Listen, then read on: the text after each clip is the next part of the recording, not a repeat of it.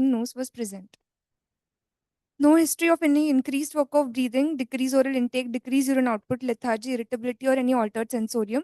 No history of recurrent nebulization or any history suggestive of recurrent LRTIs. History of previous admission in view of convulsions, which was a GTCS at 1 year of age, which was associated with fever. The child was started on AEDs, which was stopped by the mother herself. No repeat episode of convulsion after that episode. Since one of the chief complaints was delay in gaining milestones, I would like to start with the ANC history now. The age of mother at conception was 32 years. It was a spontaneous conception. The mother had registered and 2 scans were done.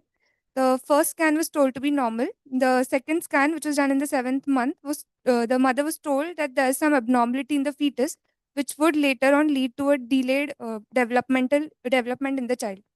There's also history suggestive of preeclampsia in the mother, and the mother was also started on antihypertensives. There is no history of any fever, rash, lymphadenopathy, or any medication exposure in the mother. No history of any increased or decreased fetal movements in the ANC period. Birth history, the child was born in the 7th month, preterm birth, LACS in view of preeclampsia. Birth weight was 1.5 kg. The mother was not sure whether the child had cried immediately after birth. History of NICU stay for 14 days in view of low birth weight was present. The child also required O2 support in the form of nasal fronks for 4 days. The mother saw the child on day of life 5. The child was active but had a weak cry. Initially, the child was feeding through the nasogastric tube. Then the child was given to mother for breastfeeding, but due to poor sucking efforts, the child couldn't be breastfed. Expressed breast milk was given through the nasogastric tube and later Vati spoon feeding. The child was discharged on day of life 15. At discharge, also, mother was counseled regarding the condition of the child, and later on, the child would gain milestones at a delayed age as compared to the peers. At home, the child was started on breastfeeds and the child was active, but mother complained of a weak cry.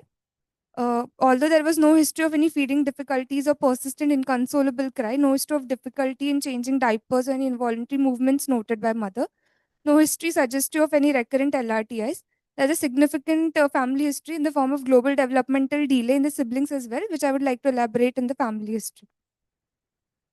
Developmentally, in gross motor, the child achieved partial neck holding at 9 months of age, rolling over at 1 year of age, and even now the child cannot sit with support or without support. Fine motor, the child reached out for objects at 1 year of age. He achieved a unidextrous grasp at 15 months, and currently the child has an immature pincer grasp. So for gross motor, the developmental quotient is 9.8%, or fine motor 17.6%. In language, according to the mother, the child started cooing at 8 months, started responding to name at 1 year of age, and now only the child can babble. Developmental quotient is 11.7%. Socially, the child started recognizing mother at 9 months, and the child currently plays peekaboo with mother and is able to wave bye bye.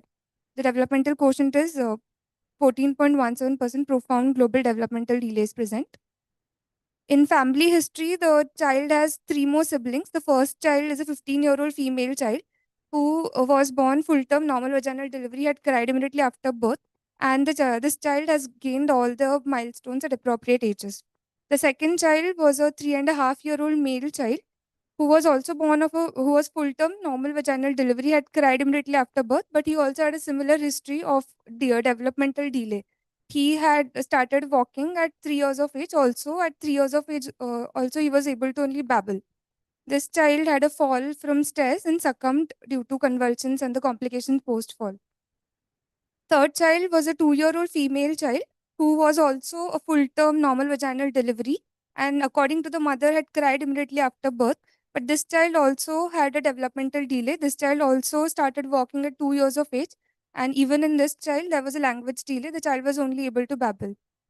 For this reason, the developmental delay in the this child was not taken very seriously by the mother, since there was a history of similar complaint in the previous children. So she thought that even this child would gain at later age. The second child was also the third sibling was also had global developmental delay, and that child succumbed due to LRTR.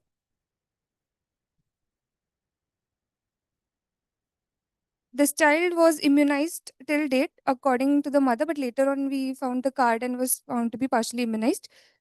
Feeding after discharge, the child was started on breastfeeds, and the mother fed the child exclusively exclusively breastfed till 2 months of age. Later on, the child was started on formula feeds in view of decreased breast milk output and inappropriate dilutions. Even now, the child is bottle fed. By 24-hour recall method, currently there is a calorie deficit of about 820 kilocalories per day, a protein deficit of about 7.18 gram per day. Although there is no history of any regurgitation or vomiting of feet, no history of drooling of saliva or collection of food at the angle of mouth.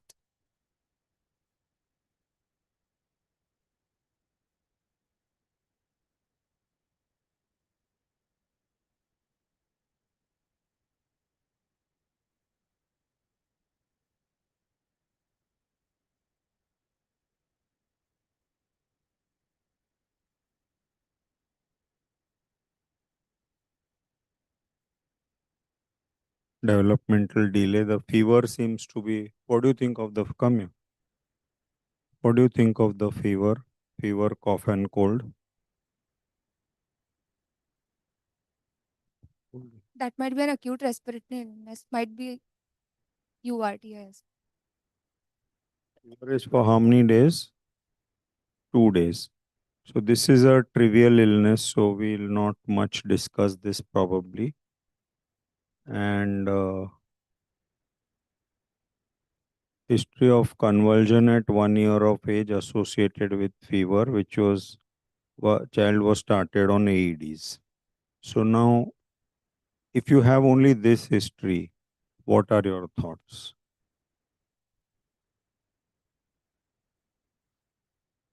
So what I mean is, would you, if a 1 year old child has a history of seizure, you would start on AED normally? That might even be a febrile seizure. So usually they're not started. Okay, so if it's a febrile seizure, you will not start. Suppose it's not a febrile seizure, then will you start?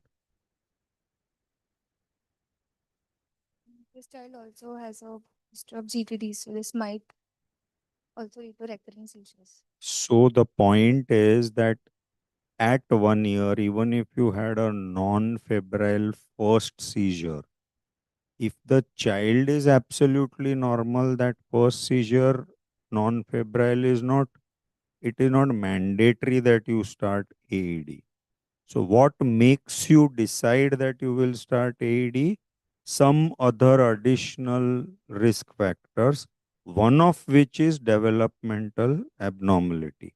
So the point again, as sir teaches every time, that if you were started on AED on one seizure at 1 year of age, it tells me that there is something wrong, some additional risk factor. Otherwise, why would he be started? So your guess of developmental delay starts there only, even if it's not complained of, right? He said that at 1 year, a seizure will not demand AED. Okay. Which 1 year seizure you have seen, which is not a simple febrile seizure, which is obviously not intracranial infection, correct? Afebrile. Which is this afebrile seizure at 1 year? Hypocalcemic convulsion. Okay. Anything else?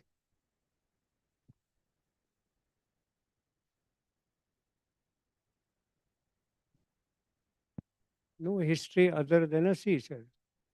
But he suddenly got a seizure and it was self-limiting. There was no fever, there was nothing. Milestones were normal. Would it be the first? And mentally is normal.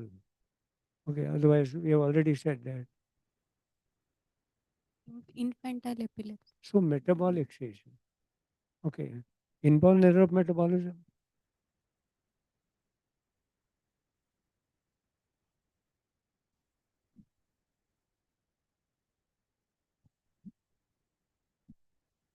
Uh, in inborn error of metabolism, a child will be having like recurrent seizure with also failure to thrive, recurrent vomiting, poor weight gain, and in between intercurrent illness history we can get, and there might be some delay. and family history of consanguinity or other sibling with similar history of recurrent seizure. If otherwise everything is okay and child has a febrile convulsion, or there may be benign familial epilepsy, but that is not so recurrent. At 1 year, a febrile seizure in a normal brain development is metabolic, but unlikely to be inborn error of metabolism. Generally, an acute onset of that kind precedes with some change in sensorium, vomiting, and then seizure. It could occur at 1 year for the first time. So it is an acquired metabolic disorder. And which acquired metabolic disorder? One, they said hypocalcemia. Could it be hypoglycemia? Yes. Who gets hypoglycemic seizure at 1 year, being normal brain function?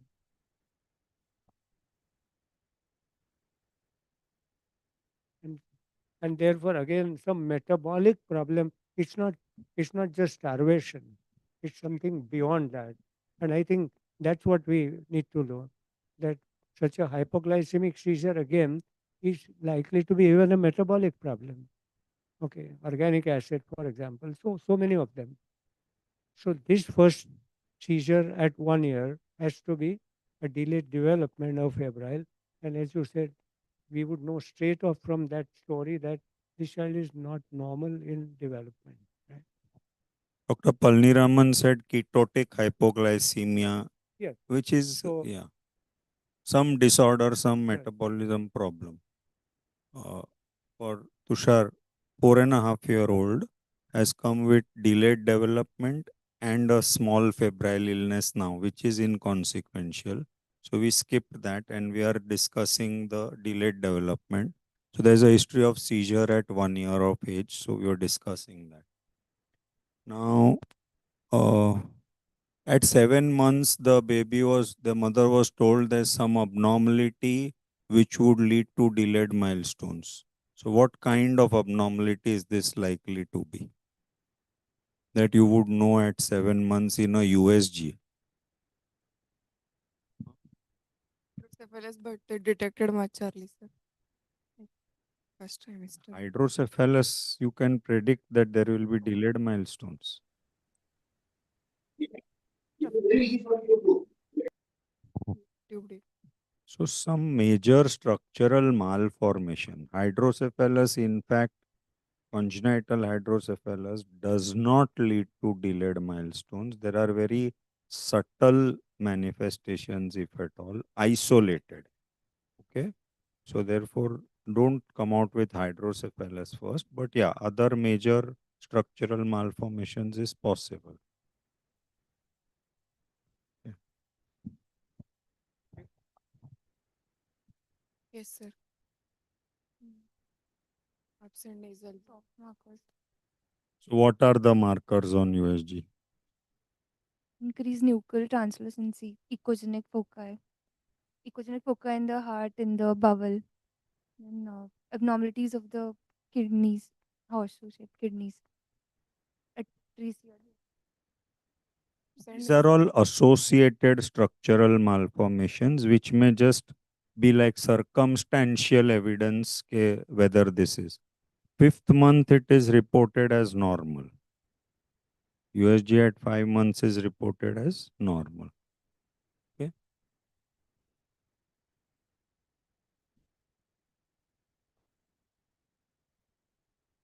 Mother's age is 32, you said, yeah? So that also, you just take every small point in consideration. Third degree consanguinity. Now, you've written mother was not sure whether the baby cried immediately after birth. So we've discussed this earlier also, but what other questions will you ask? Maybe not in this baby, but in every baby, which will tell you whether this baby was normal at birth or no. You ask for the cry always. What other questions will you ask? When child was given breastfeed, Correct. So when child was given breastfeed. What else? whether child was handed over to a mother's side on the same day, Okay. So whether child was handed over or not. another feed related issue, or any evidence of respiratory distress at the time of birth, Okay. whether child had required any O2 support or NICU. Okay. So here you said that the child required O2 support in the form of nasopharyngeal this for 4 days. And somewhere you mentioned that initially the child was fed through nasogastric tube. So what I want to understand is if you have a 7-month premature baby, can this baby feed directly on the breast or just can't, means 100 out of 100 need nasopharyngeal a nasogastric tube, or how is it? What I'm trying to ask is at what degree of prematurity can the baby possibly accept breastfeed? Late preterm 4 to 37 weeks breastfeed. The child can breastfeed. Early and moderate preterm, it is not so preferred. 32 can't. Suck swallow coordination. Suck swallow coordination is established after 34 weeks, 34 to 36 weeks. Don't know the exact values, but I would think that normally 28 to 30 we don't start feeds directly for various other reasons that we know. One of them could be this, but because we don't offer, I am not sure whether the baby But otherwise I can. wanted to say what you are saying, that after 30, there is a possibility that 30 to 32 baby may be able to take. Yeah. So it's worth trying. Other What point, is your comment on 1.5 kilos, yeah, exactly. 7-month gestation? Yeah, that's what I got up to ask. Because 1.5, if you ask, don't mention the gestation age and say 1.5 kilo, you would definitely offer direct breast milk, at least to see if the baby can take or not. So what is the relevance of that weight?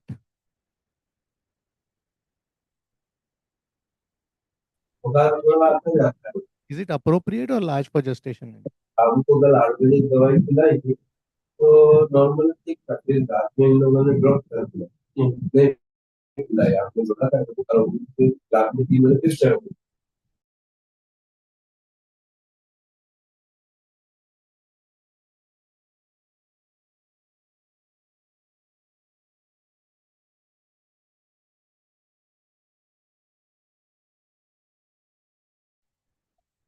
Rajesh, please unmute your microphone.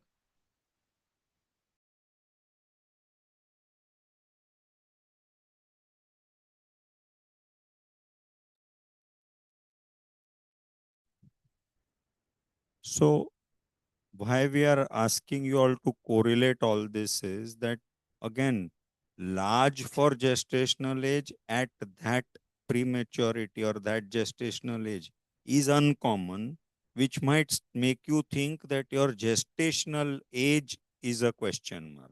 So you're right from your LMP to all your other criteria. So means revisit. So learn to cross check one thing based on the other. That's what we are trying to teach you, right? Okay. Now, okay, couldn't be breastfed, so nasogastric tube and all that. Mother was counseled regarding the condition of the child and the course of the child about delayed milestones. Okay. Probably significant. Can we pick up cortical abnormalities by ultrasound? Because just hydrocephalus is inadequate to do that kind of a counseling unless it's massive and there is a big cerebral atrophy or clinic. I mean, USG detected malformation, told very confidently to the parent that expect dural. And there are not too many things that we can see on USG. So if cortical concern things were seen, then probably maybe justified in seeing that. I mean, the gross cortical absence or etc. is not compatible with the conditions. I was just wondering what could it have been that they more or less confidently said, and had they known the past history of two, three babies one after the other, then it would have been perhaps more meaningful to that. But what could it be? I was just wondering. And I mean, brainstem abnormalities, etc., are unlikely. So it has to be something with the cortex only. And if they are able to make out that at that age with ultrasound, I think it's quite good. There is a primary microcephaly. Okay. The forehead is slanting. You obviously know that he has a severe malformation in the brain. So that is one that you could pick it up. Otherwise, a serious stone abnormalities. But here you have said that possibly there was no spasticity, so that would not have happened. So I think the fact that they said so, there must have been some clinical findings, some physiognomy abnormality, and then in the light of the family history, they would have sounded them that the child could be malnourished. But if this was the first baby, you would not have very positively said he's going to be delayed unless I find the brain is so small and it has not developed at all, right? So I imagine it must be one of those things, if at all. Okay, now development we've been teaching you again and again, so let's go over all that again. Just look at the gross motor development that you have described. Now tell us what strikes you, and then we'll fine tune the way we talk about this developmental history. So what strikes you by looking at these three lines? What are the questions in your mind in any developmentally delayed child?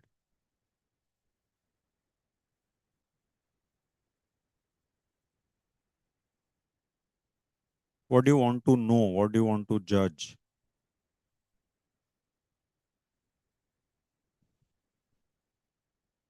Anywhere questions always start with W. You don't know the question, think when, where, why, what. Something will fit. You must have templates in your mind. Then it's easier. First would be when, right? Since when is the affection? In developmental history, when did parent notice that child is not gaining miles? Then, Yeah. No, so there are many questions. What I wanted to drive at is you want to decide whether it's global or specific. You want to decide whether it's static or progressive. So now look at the first three lines and tell me whether, what do you think? So partial neck holding, Are these three lines consistent with each other? partial neck holding at 9 months suggests what? DQ of 33%. Rolling over at 1 year of age suggests DQ of 50%. And 4 year, 3 month old child cannot sit without support suggests DQ of.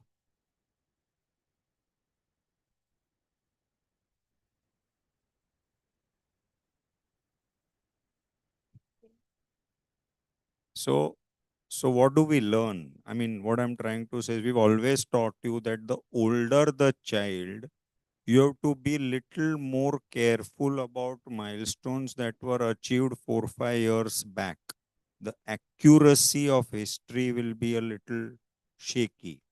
And the second thing is that this almost suggests that the child has regressed. It is a progressive disorder. So you'll have to look at multiple domains and look at the overall impression that is it progressive. Okay. Whereas it could just be that it is not progressive. And the third is when there is severe delay, profound delay, it is very difficult to decide static or progressive. further milestones may not be achieved. So you need to be careful about that as well, right? And never give the DQ in this decimal fraction. Never. So DQ, in fact, you give a range of 10 to 15% also is okay, because it's not that accurate, your history, right? With these first three lines, at what age he would be ready to sit? Or he would never sit? See, partial head holding, then he started rolling over. That means next milestone has come up, no? Rolling over. Now sitting also may come, maybe after a year. You could tell the parent, no, wait for a year. He will start sitting. So I'll put a question the other way. How long can you wait for a child to sit in a developmental delay? That is what I'm asking indirectly. If child is able to sit by 2 to 3 year of age, then there is comparatively good prognosis. But Not good prognosis, but there is hope so for the future, right? But if the child is not sitting by 2 years of age, it's very unlikely that this child will walk, right? So this is not indefinite. So if at rolling over at 1 year told you 50%, then normally sitting without support is at 8 months. So you would expect at 16 months. This child is 4 year, 3 months. So now you can't just go on saying, Arey, will still sit that way, right? One question here. When you said DQ of 10%, what milestone did you take with 4.5 years of age? The rolling milestones, correct? So that's 10%. Similarly, if you say 6-month-old child would start to sit 6 or 8 months, let's say 6 to 9 months, they start sitting independently. So say 8 months. You take 8 months into 10% would be 80 months. But as we discussed, it does not apply to all the milestones. The fact that certain milestones not achieved up to a point will not achieve. As Dr. Palinaman wrote 5 years, some of us would say 4 years not walking will not work. But that's, as Rajesh said, there is a range. And very valid point, please don't give 9.8%, because there is one more reason for that. Whenever you have a milestone achievement date, that is what you take it and compare it with the current date. Your current date has a value, but the achieved milestone has a range. So you can't, somebody will say rolling over at 4 months and you will say 5 months, and then the value will be different. Okay, so that applies to all the, so even fine motor and subsequent milestones.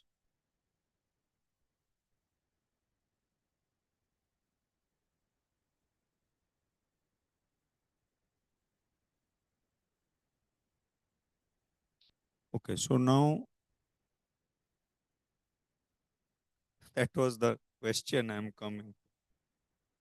Would you say that motor is worse than social and cognitive, or you would club it to be equal? So is it differential delay or is it a uniform delay?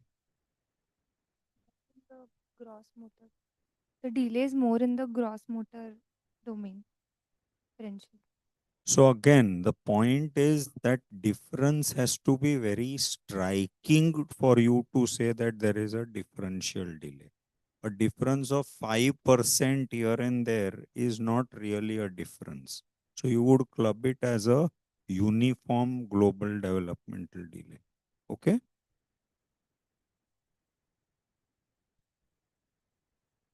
This I didn't understand, frankly. There was some confusion.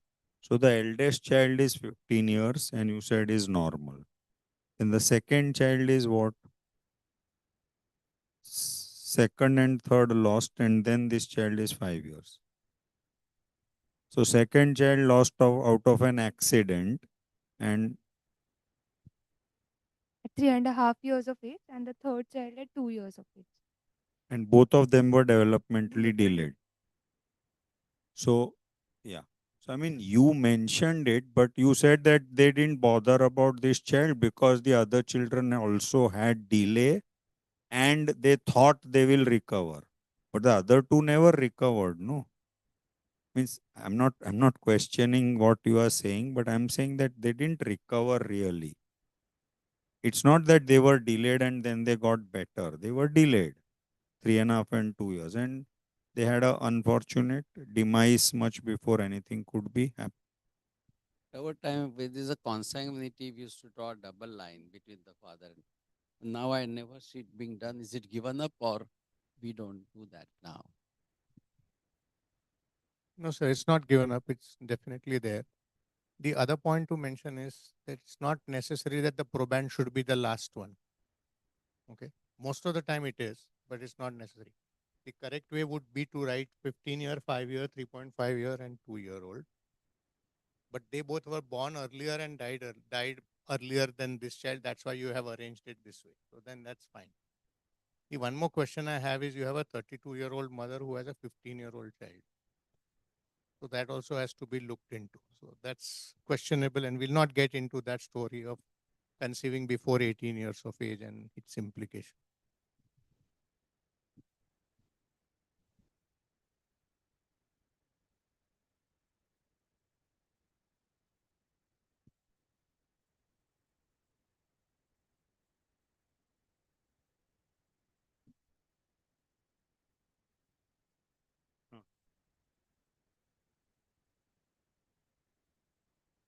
Looking at your pedigree that you've shown, what is the likely inheritance that you are thinking of, if any? Or there may be more than one option, because not always that you get correct answer. Autosomal dominant? No, not about that. What else it could be? It could be autosomal dominant. I don't deny it. It's always, autosomal dominant is the easiest one to find in a pedigree. Was two out of Correct. So that is not that 50%, and that is not the logic of calling it 50% and then Are you auto. saying that way? They said that, but we are Okay. here to No, learn. we are nice. We are very kind examiners. So tell me what other can tell me the negative. Can it be autosomal recessive? It can be, right? And you have a third degree consanguinity. So the autosomal recessive goes slightly higher. The other reason why autosomal dominant goes a little bit lower is large number of metabolic disorders, inborn errors of metabolism are more of ARs than ADs, though that doesn't rule out anything else. Can it be X-linked recessive?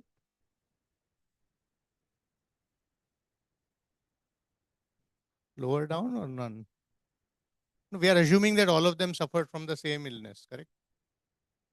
Men are affected. That's what, no, X-linked recessive. That is why I'm saying men are affected. Female, if lion hypothesis, that is not very common. Okay. So So very nice. So that's the only reason. So we are not taking into account X-linked recessive. then Is it X-linked dominant? no. No. Why no? Sorry. Correct. Elder male is alive and well, so it's not that the males are going to all males are going to die and females are going to suffer. That's usually with your X-linked dominant. But mitochondrial it could be, no? Mitochondrial, it could be because like mother. So it depends on heteroplasmy and some like how much No, the common ones, penetration. not get into rarity like Leon's, but not on those lines. Otherwise, you think this could be mitochondrial? Sir, I think um, it could be because it depends on how much He's saying penetration. no. Mother does not have manifestation. No, mother may not have. all children should be. No, 50% of children should have mitochondria. Am I right? Even I'm not clear. Give me a minute and I'll come back to it. All should not be having. I think it's 50% male, 50% risk in male, 50% risk in female. It's mitochondrial DNA, maternal DNA. Maternal DNA, right? So But it's not a. all children will be. All of them will have it. But Correct. it depend on the how much is penetration. So every child will not have. I'll have to same check chance. that. But typically, this is not mitochondrial pedigree. Maybe because furthermore we have not seen. I will get back. My concept is that even if it is maternal DNA, the penetrance need not be 100%, and that is why all children should be affected is not a rule. Yeah. And please correct that dominant wala thing. For every child, there is a risk of 50%, but that doesn't mean that out of whatever number of children, if it half are affected, then you call it autosomal dominant. Okay, it doesn't work that way.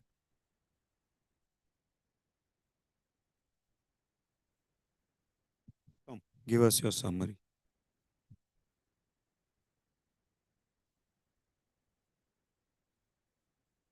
Four-year,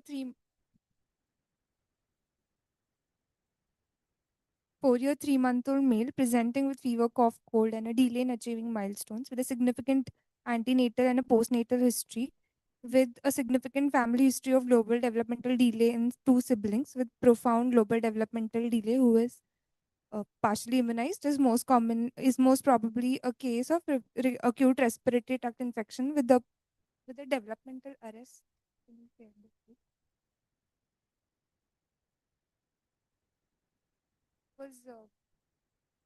Because since the child cannot even sit without support now, and he's 4 years, three, like we discussed now, after 2 years, since the child even now cannot sit.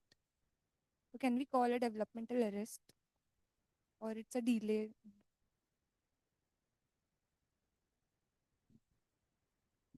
So basically, if no major new milestone is achieved for a big length of time, then you call it developmental arrest. That's your concept. So don't look at only motor, look at all domains. But if he's 4 year, 3 months now, for last 2 years, if there is no progress in any of the domains, then you can call it developmental arrest. And arrest means perhaps they could have grown, but they have not grown. But otherwise, there's a limit which they can grow. You can't say that they cannot go on achieving milestones at 8 years and 9 years and 10 years. There is a time up to which it will grow, which is not necessary for normal individual. Also, there is an arrest. There is a limit after which we don't achieve that particular skill structurally, but functionally we can.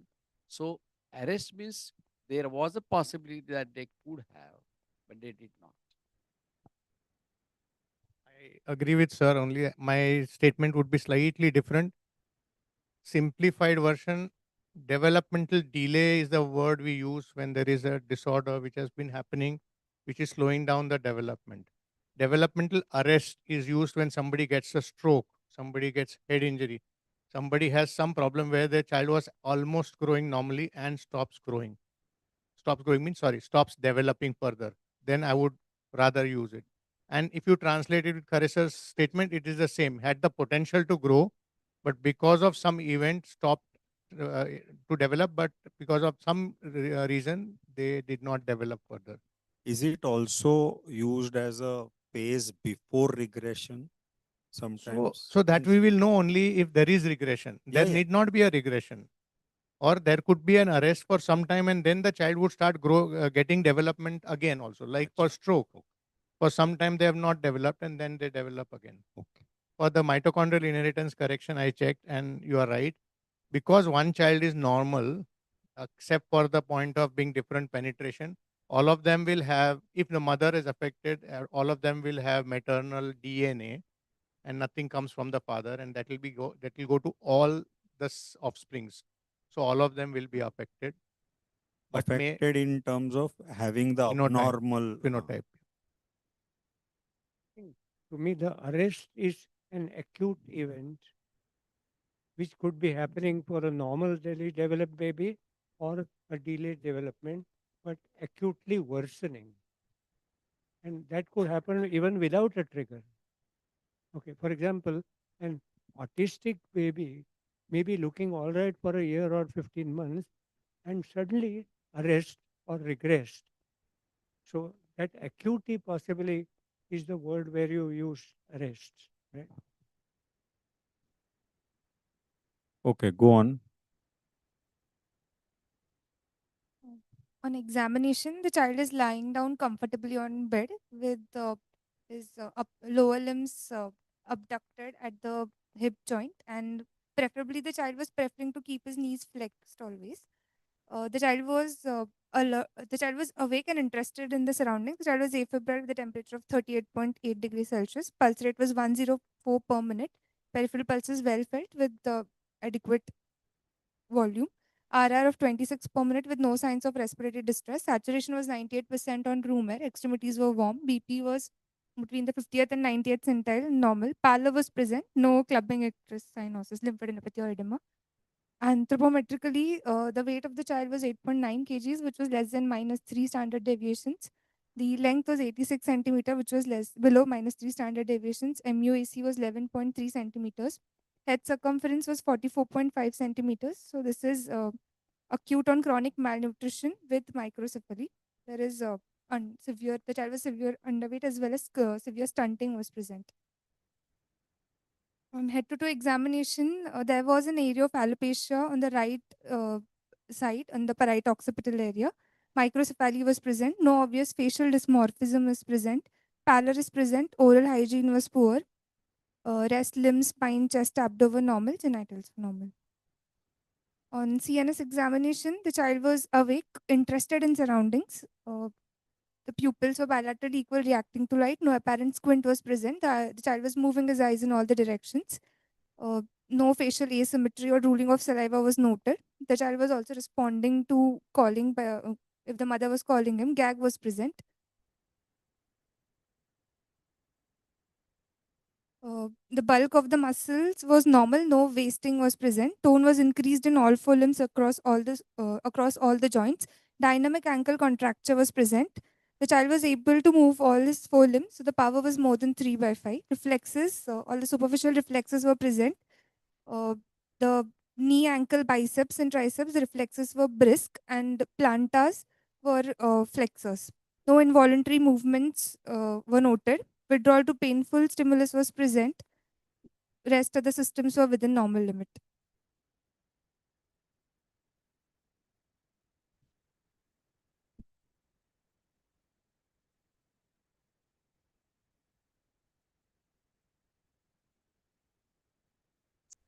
So this is a 4-year, 3-month-old male child with a case of acute respiratory illness with profound, with developmental arrest, with hypertonia, with no apparent visual or hearing loss, with microcephaly, with a history of convulsions, probably a remote symptomatic epilepsy, with acute and chronic malnutrition with anemia. The most probable etiology being a genetic cause because there's a significant family history as well. The child was admitted and so the chest X-ray was done for the complaints that he had presented: fever, cough, cold. A patch was there on X-ray. He just required O2 by nasal prongs for 2 days, and the child was stabilized. Since the child was also malnourished, he was then started on SAM rehabilitation and was planned for neuroimaging, but due to the personal reasons, the parents were not willing for the imaging, and so they went.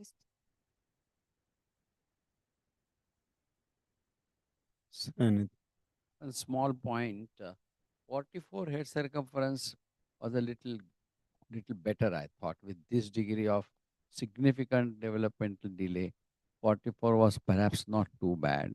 So, but after 1.5 to 2 years, so let's say it has not grown. So 44, I would say, is like a 1-year-old child. So if I say a little less than 9 months to 10, so 9 months to 10 months head circumference, and the child's development at 9 to 10 months was far below 9 and 10 months. So that's what. So probably a significant microcephaly congenital, as we call, which would be judged on the basis of ultrasound. I doubt it was there.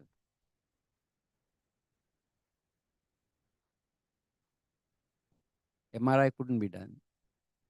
It was planned, but the parents were not willing for imaging, so they went discharged. We could not get an MRI done.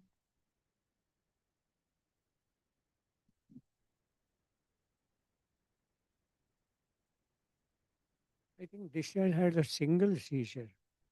So possibly a metabolic disorder causing all this looks unlikely. There could have been frequent episodes of those damages. So to that extent, that might be again uh, no other vomiting or such thing. So that looks out.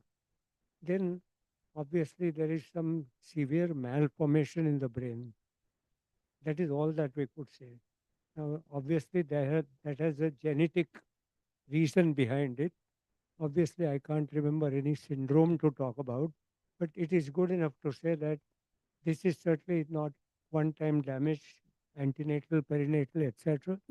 It is not a progressive metabolic disorder, and therefore we are left with obviously no chromosomal disorder, no syndromic problem that we can see, and therefore we would say some malformation of a kind which has not changed the size of the skull or size of the brain, and some cytoarchitectural malformation of what kind we won't know. Thank you. Yes, sir, absolutely. The very fact that 7 month sonography showed an abnormality, a normal structured brain with some other genetic or metabolic condition is unlikely. So, what you pick up at 7 months amenorrhea, there would be definitely structural abnormality.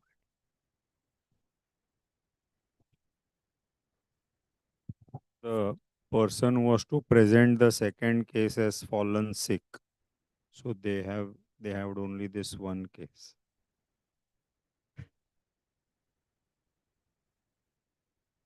Yeah. So we don't have any case now. So any other topic you want to discuss for 15-20 minutes? You have any questions?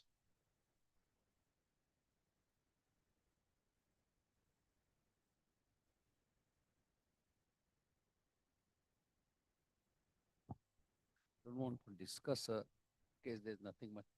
I saw a 15-year-old child, 15-year-old child with gross developmental delay. This child was obviously a hypothyroid child, and he had not received any treatment from birth till today. He was shown to some doctors at birth. Something was advised, and even after that, no doctor was consulted. No advice regarding development delay. Nothing was given. Somehow they landed up at 15 years of age. You saw it so grossly uh, hypothyroid. The TSH is more than 400. And I had put the child on uh, uh, I mean, thyronorm, started with 25 microgram, first half tablet, then half tablet twice a day, and then now we are going to make it 50. He came to me after 15 days of starting. He started doing like that to me and started smiling. Now, I don't know. Of course, he's not going to achieve this, but I was shocked that if a child didn't achieve anything, the parents didn't go to anybody except one doctor, and that was for some health complaint. Very short. I had written the height. Uh, he's short. His bone age was surprisingly little more than, I think, 2 or 3 carpals were seen. 3 carpals were seen. I don't know the shape and everything. But the features were so grotesque. And I mean, obviously the child is not going to pick up. When I decided to start with the treatment, the endocrinologist told me, do a cortisol. I said, why? He says that when you start with steroid, if the cortisol is low, it may suddenly go down. I didn't know that. So I did a cortisol. She said, do it fasting, 12 hours, etc., etc. So did it, it was normal. And then I started with Thyronorm. And of course, now there's no need. But I was a bit surprised that even at this time, they came from somewhere, even if it's a remote village in Rajasthan, not taking any advice for a child till 15 years was a bit of a surprise. When he came, he was smiling. He had achieved some milestone, physically not many, but he was smiling, recognizing parents, etc. He was not absolutely zero. He was probably not a thyroid. And I tried to see the tongue sometimes. I could not see. To the extent that I can palpate, I tried to palpate the thyroid gland. With my knowledge, I could not get anything there. It looked as if it was empty, but there must have been a small thyroid. But it was not so bad, but maybe he was smiling, etc., recognizing parents at that time. Gross motors were not to be expected. no seizures perhaps. He had rickets, but he didn't develop any hypocalcemic seizures. But just a thought that even one has not seen 15-year-old child hypothyroid, not treated, not shown to a doctor. Just wondering few things. Now, when you said that hypocalcemic due to rickets, probably he was growing reasonably well in the first year or two. The reason why I'm saying is, I, I recall a child who was seen only for constipation. And he was not doing too well in school, but he was still passing. And so his brain functions were within limits. He was on the lower side. His height was nearly normal, though again on the lower side. But only thing that he had was constipation. And that constipation was not getting controlled at all. They had looked at a megacolon and things like that. And that alone made me look at the TSH. What I'm trying to say is that a child who starts showing clinical symptoms and signs of hypothyroid has still some thyroid function which lasts for initial some time and thereafter it gets worse. So maybe right in the first year or two, there must have been subtle findings which could be easily overlooked and when it gets worse. Because the child who presents almost at birth with lethargy, we had a child when I was at JJ, a child was born and was lethargic. So they said maybe some infection. There was no risk factor. So septic screen was sent out, two antibiotics were started, and 2, 3 days down the line, the child was same, neither getting worse nor getting better. What was not picked up was there was a significant bradycardia. And he was happily sleeping, looking at how everybody is getting food. So I realized that he was euthyrotic. So he presented almost when he came out, but somebody who has got another way is even if you did not have thyroid, there could be thyroid tissue somewhere else which is keeping up some hormone. So we haven't seen, we haven't can't imagine how this 15-year-old must have been at say 5 years. Okay, he never went to school. So What mentioned, he he had. I wanted to see the slow relaxation. It's somehow in my head, and Dr. Nalini said, "Well, I have not picked up a hammer to see the slow relaxation in last 40 years, so it is not important." But somehow, so I tried to see the slow relaxation. The jars were brisk. The jars were brisk. There was a slight increase in the muscle tone, and then I looked at the thighs, and they were little more prominent. So I was thinking of debris semilene or something variant of that. But I don't know whether debris semilene, they have prominent muscular mass, but do they have spasticity or they only have a prominent mass? They don't have spasticity. I couldn't fit in with all that.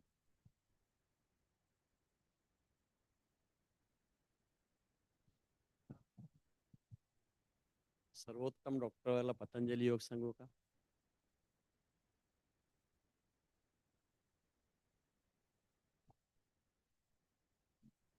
So, all those who have joined in online, thank you. I just want to say that today the second case is not there.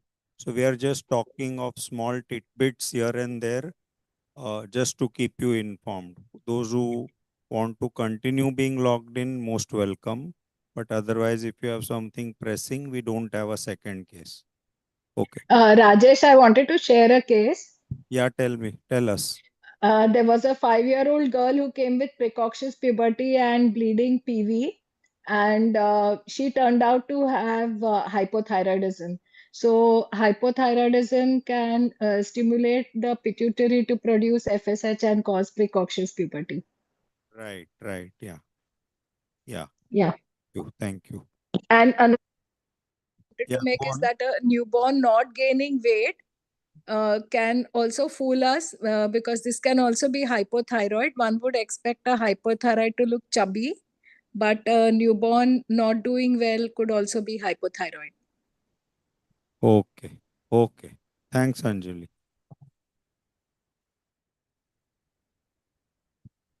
a newborn not asking for feed for hours is not a very good.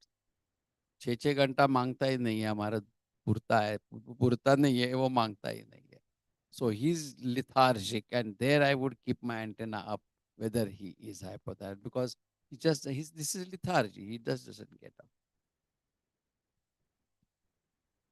Sorry, one my turn now. So when you go out and start practicing, and you will see babies who are delivered elsewhere and will come to you. I'm assuming that wherever you are taking care of babies at the time of delivery, you will get a TSH done, cord blood, or after 48 hours with a newborn screening, whichever way you want to do it. But if you see babies who are delivered outside, please make sure that there's a TSH report there or an NBS waiting. Okay. If it is not, make it a point to ask for it. Don't hesitate to ask for a TSH just because the child is looking nice and has no complaint and you don't want to prick the PV. It's going to become a medical legal issue, just like ROP, if you miss out on not doing a TSH. Can I say something here? Sorry. Yeah, come in. Yeah, Dr. Vaman Khadilkar said that if a child comes after the first week, ask for free T4 as well as TSH. Yeah. Okay. Yeah, namaste. I am lucky to tell you. Yeah, can you hear me? Yes. I am lucky to tell you what I learned over 70 years. Uh, the right way of studying. Sahi, you understand? Yogya. Yogya, you understand? The right. Right? So the Yogya is yoga. It got converted into Zen that made Japan the best. We call the best in Marathi Chan. Chan went to China, it became Chan. Chan went to Japan, it became Zen.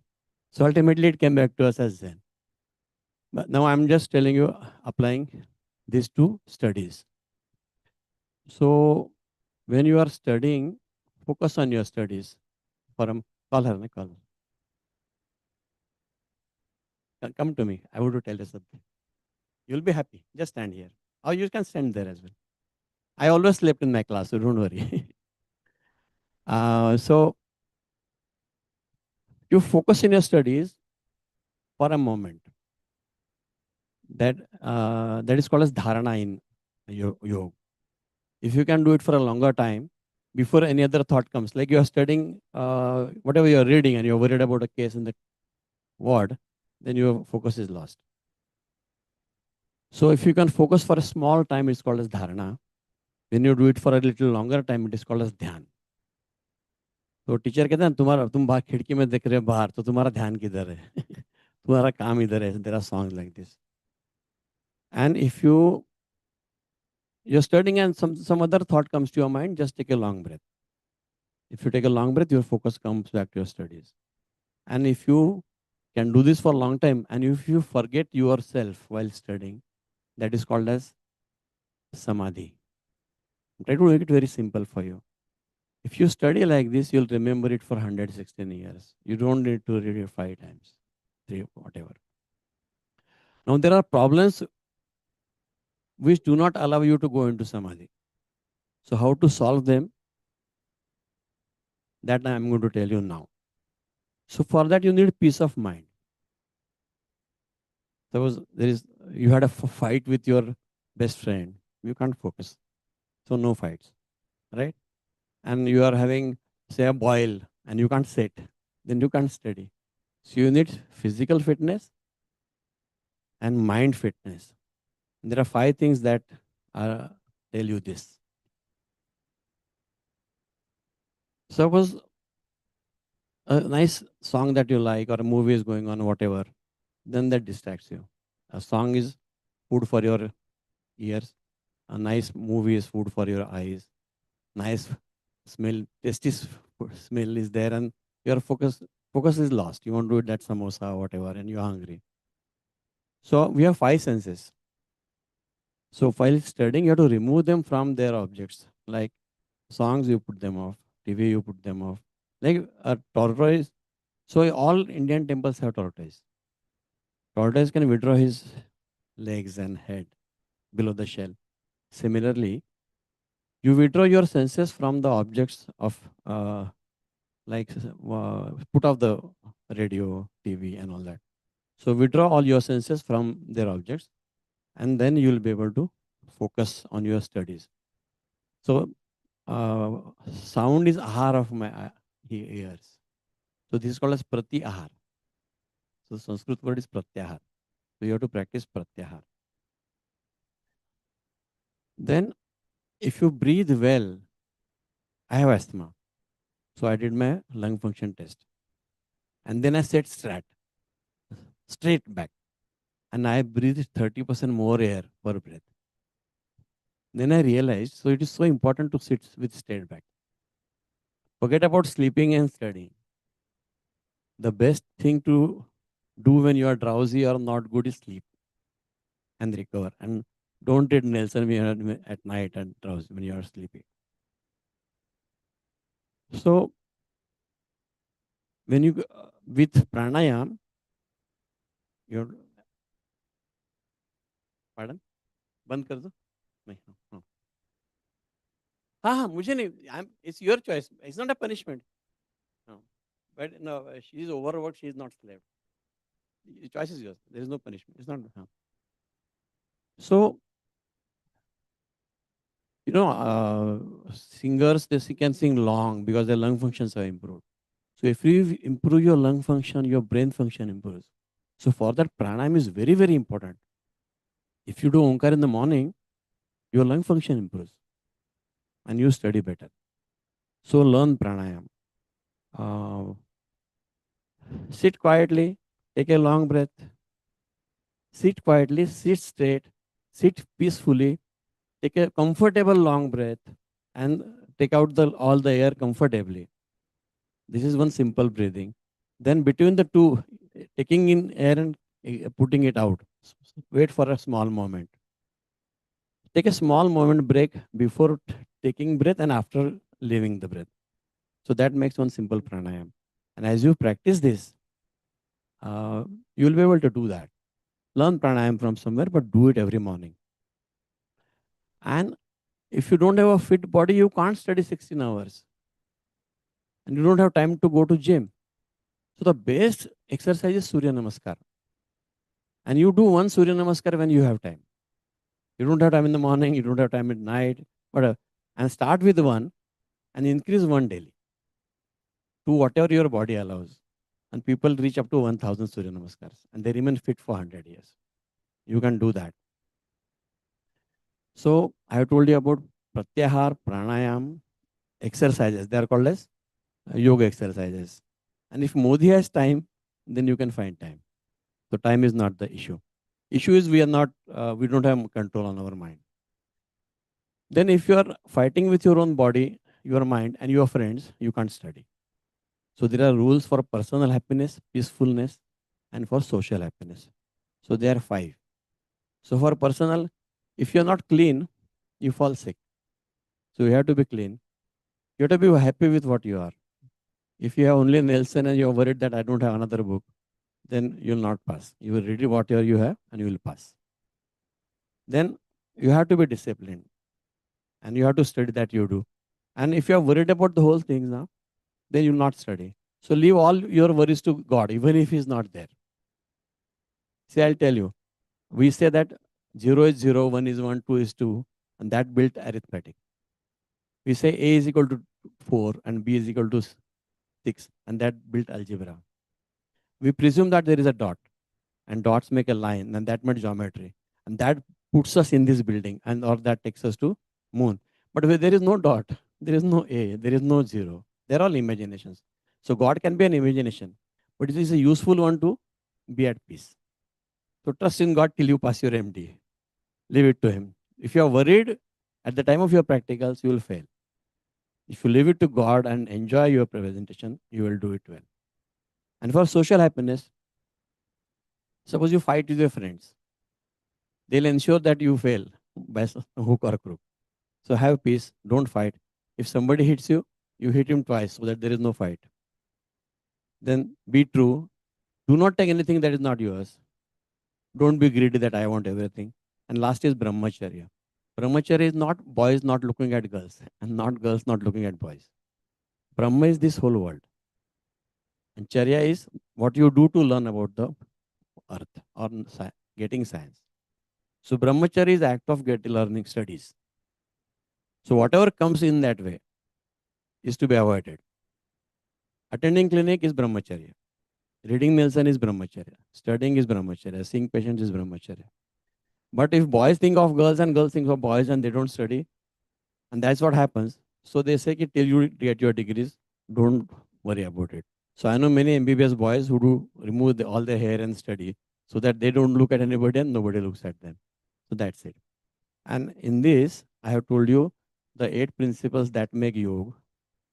Yam niyam are the rules for personal and social behavior. Asana is exercise to keep fit.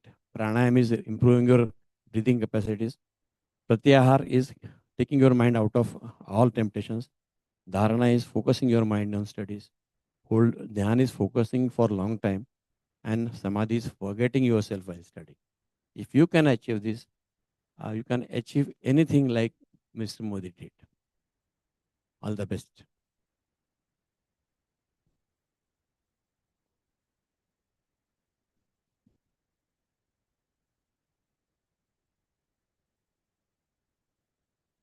Last time I spoke about AI. So if you want to go offline, you want to go offline and do it. No. So remember this once and for all. If you are not ready with 2 cases, you will have to go through this. Okay? It's an incentive to not only be ready with 2, but probably with 3. So if one falls sick, you have another case to present. Otherwise, you are stuck with us to tell you some interesting or not so interesting things. And I'm talking about what I'm going to say now, okay? I need somebody's help here because I don't own this computer. Yeah, can I, anybody's logged into this computer? No, not from Zoom point of view. I need login. You have anybody's login here? And the screen share also.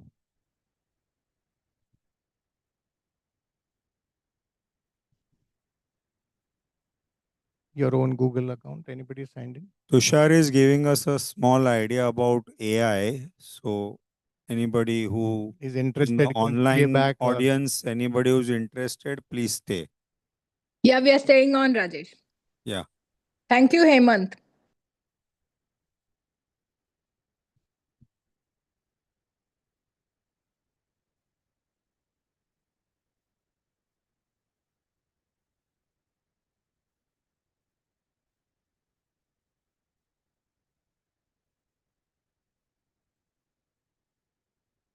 Anyone's Google, Gmail, anything?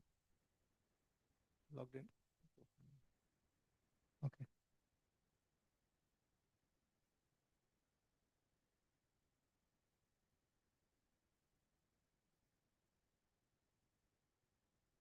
Are we sharing screen?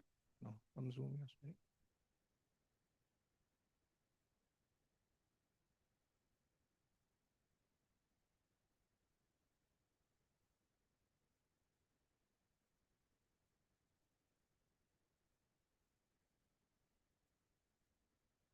Hmm?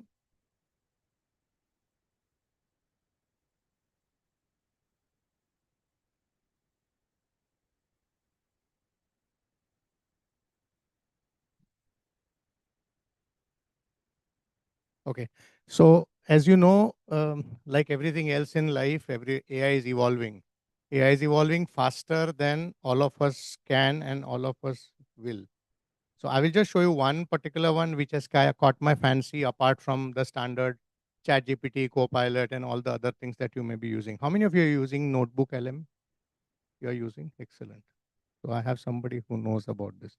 So why I like this, like every software or every program on your computer, no, everything has a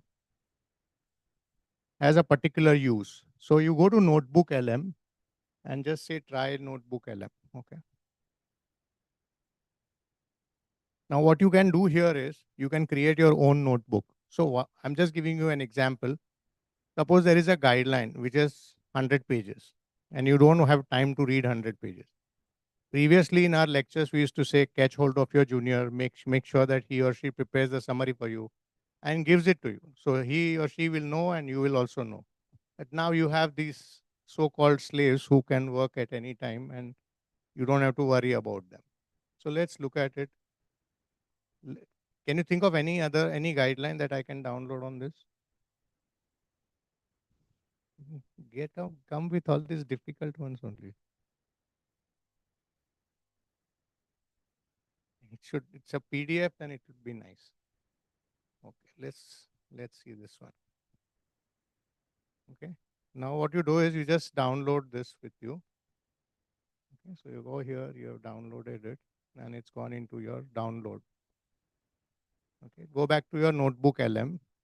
Tell me if you want me to say anything again. So now here you upload your resource. You go here, go to download, and here is your GINA guideline, right? So now it's uploading, if you can see here. What will happen is you can add more than one file. So suppose what I did was we are doing the steer video programs. So I had to prepare a talk on joint, something related to the joints. Now I wanted to see what I have prepared. So rather than listening to 20 minutes of myself, we have two talks on joint. So I uploaded 2 YouTube links on this and said, give me a summary. So it gave me a summary which I could read in 3 minutes, which otherwise I would have to, even at 2x, the speed with which you all listen, which we cannot, you would still take 10 to 15 minutes and you can't keep going back to look at it. Okay. So now you have this GINA guideline over here. Go to studio here, and what it can do is it can actually create a podcast for you.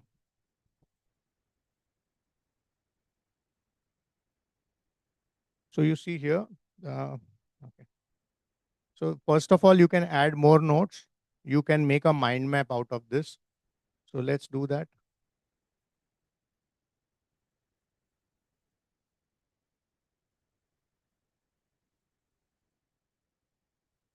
So it will keep doing something in the back. Okay. Now here is deep dive into making a podcast, which is not so useful for you. But these two things are very useful: FAQ and briefing document. So if you do FAQ, then it will give you some question answers from the PDF that you have prepared, and briefing doc. Briefing doc is like summary.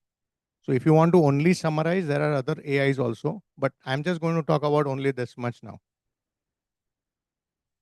Okay, so just give it a minute. It's preparing these 3 things here at the bottom. You can see my mouse. Yeah, on the right hand side, lower corner, you can see these 3 things being prepared.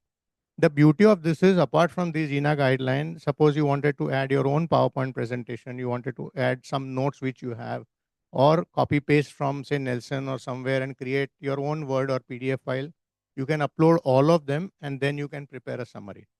So it will become easier for you to read. Okay. So now you can read this.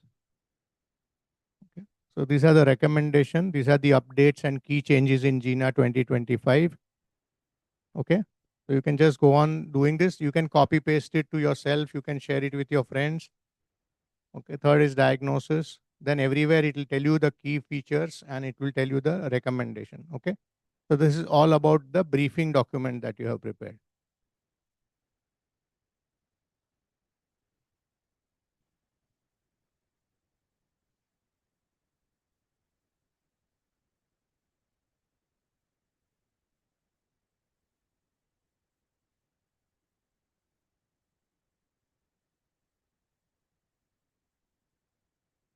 Also, I'm sure you're using ChatGPT in general. So there, whenever you prepare a prompt, important to write. First important point would be to say what is the role that you want the ChatGPT to assume. So you're asking a question on hematology, say that you are an expert senior pediatric hematologist. So you give that configuration to him. I'm saying him because I'm writing. You can say her. They don't mind. Then you write what work you want to do. So you say, give me the latest guidelines on sickle cell anemia. I am from India. Give priority to Indian guidelines.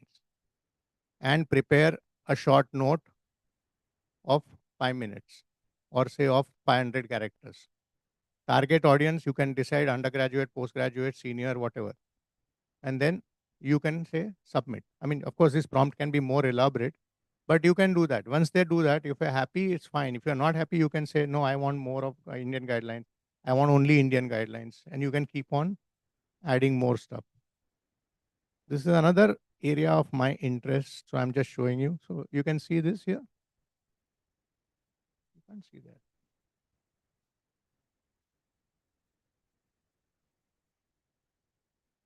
I can see the mind map here and it's not seen over there. Something to do with the screen share.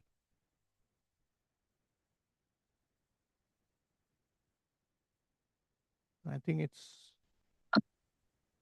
seen here in the screen. Sorry. It's seen here. I'm able to see here. You are able to see here, right? You are able to see the GINA guideline, the flow chart. Yeah, yes. That mind mapping, able to see. Mind mapping you can see, right? So unfortunately, we can't see. Let me just.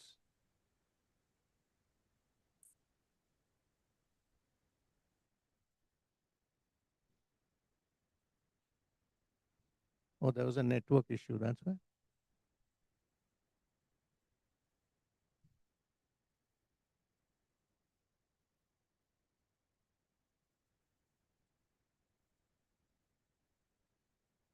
Now you can see.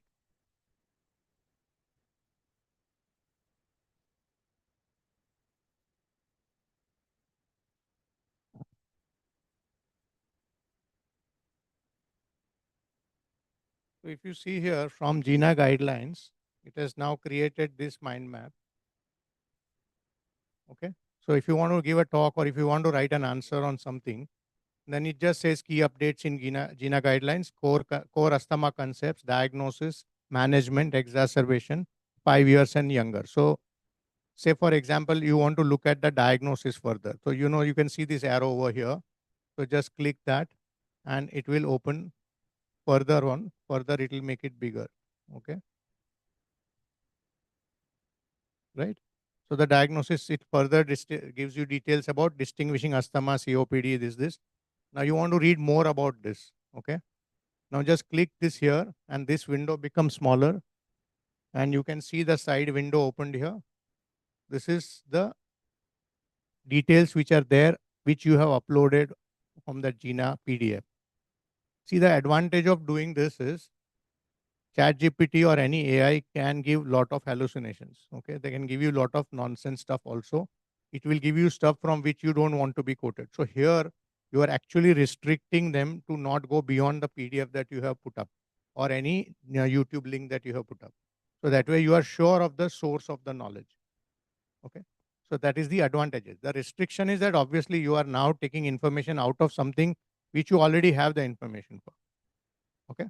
So that's the long and short about it. One more thing I wanted to show you, if I can show you, is this one. This is the best part.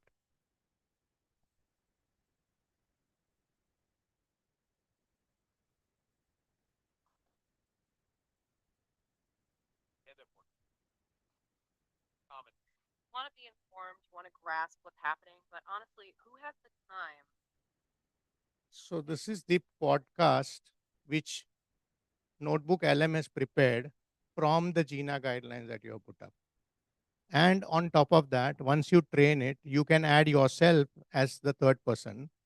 And then it will start, they both are talking to each other that, oh yeah, did you really know about the diagnosis? And don't you know that it's important to be focusing on 5 years and below and what happens to them?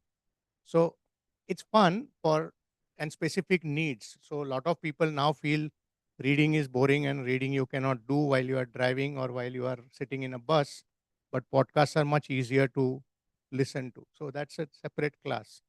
And that's one area which you can pay attention to. Yeah, so that's about the Notebook LM. There are many more uses, but I think for today we will stop here. Thank you.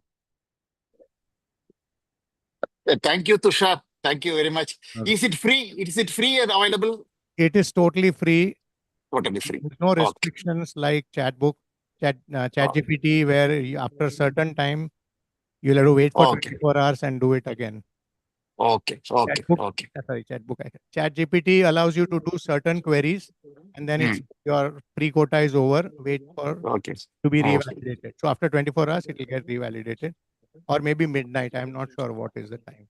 But LLM is free. It's and Google LM, Google Notebook LM. So Okay. security, safety, all those things are also not a concern. Thanks a lot. Thanks a lot. It's a good thing, particularly for preparation, short preparation. Thank you. Thank you. Fantastic, Tushar. Fantastic. Thank you so Chalo, much. thank you everyone for joining in, and we meet next Thursday at 6 p.m. Thank you. Thank you, Amdekar sir. Thank you, Rajesh